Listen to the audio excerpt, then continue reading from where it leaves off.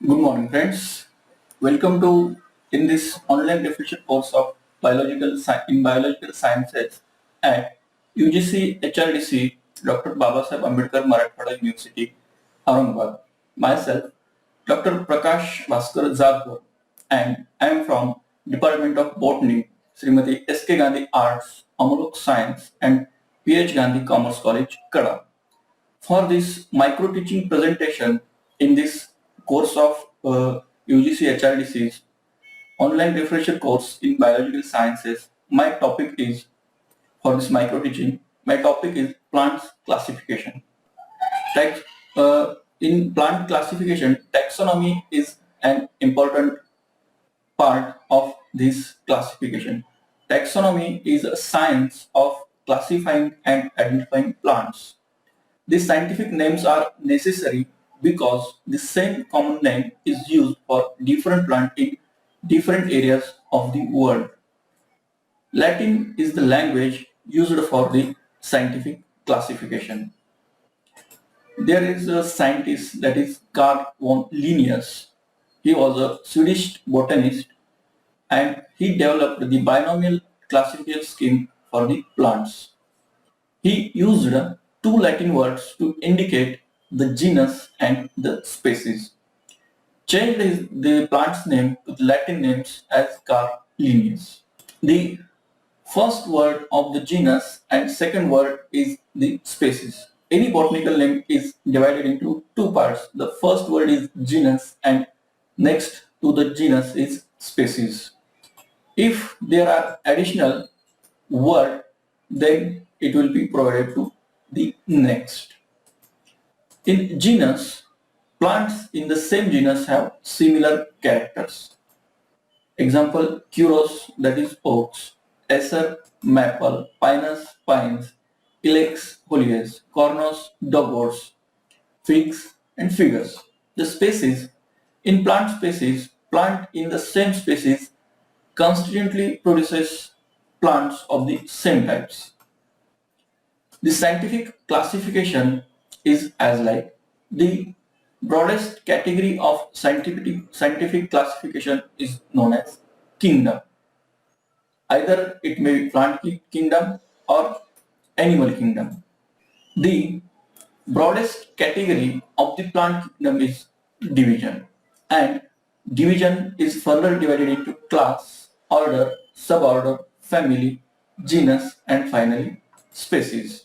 The division is as like this. The four most important divisions of plant kingdoms are Thallophyta, Bryophyta, Pteridophyta, and Spermatophyta. These spermatophytes includes flowering and seed-bearing plants. The two subdivisions are there from these spermatophytes. One is gymnosperm and another is angiosperm. For identifying the plants, physical characters are used to identify plants. These physical factors includes life cycle of that species or plant, form of that plant, foliage retention, plant parts, and its uses and location.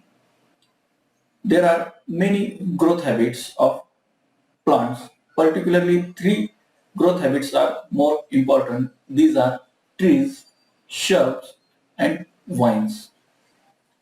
The growth forms of plants are columnar, spreading, weeping, sometimes round, over, or sometimes pyramidal.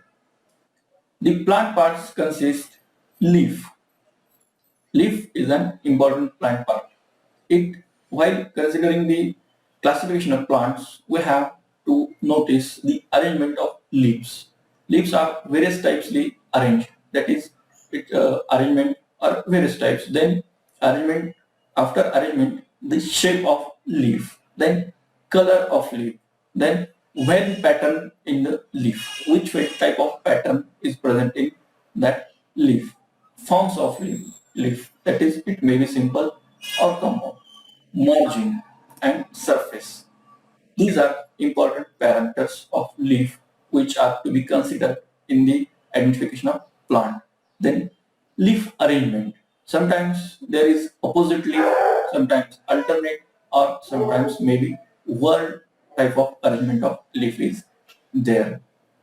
Leaf arrangement is also palmately compound, palmately pinnately compound, and bipinnately compound leaves are also there in the arrangement of leaf.